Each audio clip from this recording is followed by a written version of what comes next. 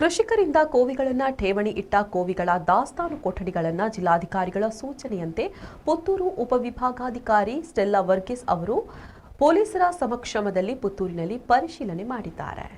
ರೈತರಿಂದ ಕೋವಿಗಳನ್ನು ಠೇವಣಿ ಮೂಲಕ ದಾಸ್ತಾರಿಸಿಕೊಂಡ ಪುತ್ತೂರಿನ ದೇವಕಿ ಕೃಪಾ ಮತ್ತು ಎಸ್ಬಿಬಿ ಕಟ್ಟಡಗಳ ಕೊಠಡಿಗಳಲ್ಲಿ ಇರಿಸಲಾಗಿದ್ದು, ಉಪವಿಭಾಗಾಧಿಕಾರಿ ಸ್ಟೆಲ್ಲಾ ವರ್ಗೀಸ್ ಅವರು ಪುತ್ತೂರು ಪೊಲೀಸರ ಸಮಕ್ಷಮದಲ್ಲಿ ದೇವಿ ಕೃಪಾದ ಕಟ್ಟಡದ ಮೇಲಂತಸ್ತಿನಲ್ಲಿರುವ 2 ಕೊಠಡಿಗಳನ್ನು ಪರಿಶೀಲಿಸಿದ್ದಾರೆ. ಬಳಿಕ ಕೆಳಗಿನ ಅಂಗಡಿಯೊಳಗಿರುವ ಇನ್ನೊಂದು ಕೊಠಡಿಗೂ ತೆರಳಿದ್ದಾರೆ. ಸಂಜೆ ವೇಳೆ ಪಕ್ಕದ ಎಸ್ಬಿಬಿ ಟವರ್ಸ್ ಕಟ್ಟಡದ ಕೊಠಡಿಯಲ್ಲೂ ಪರಿಶೀಲನೆ ಮಾಡಿದ್ದಾರೆ. ಈ ಸಂದರ್ಭದಲ್ಲಿ tahsildar SB Kudligi, commercial tax ಆಫೀಸ್ನ ಅಧಿಕಾರಿ ಮಂಜುನಾಥ್, ಪುತ್ತೂರು ನಗರ ಪೊಲೀಸ್ ಠಾಣೆ ಇನ್ಸ್ಪೆಕ್ಟರ್ ಜಾನ್ಸನ್ ಡಿಸೋಜಾ ಹಾಗೂ ಮತ್ತಿತರರು ಉಪಸ್ಥಿತರಿದ್ದರು.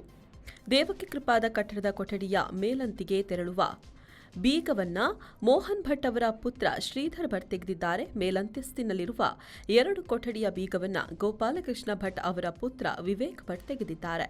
ಪರಿಶೀಲನೆ ಬಳಿಕ ಎಲ್ಲ ದಾಸ್ತಾನು ಕೊಠಡಿಗಳಿಗೆ ಮುದ್ರೆ ಒತ್ತಲಾಯಿತು.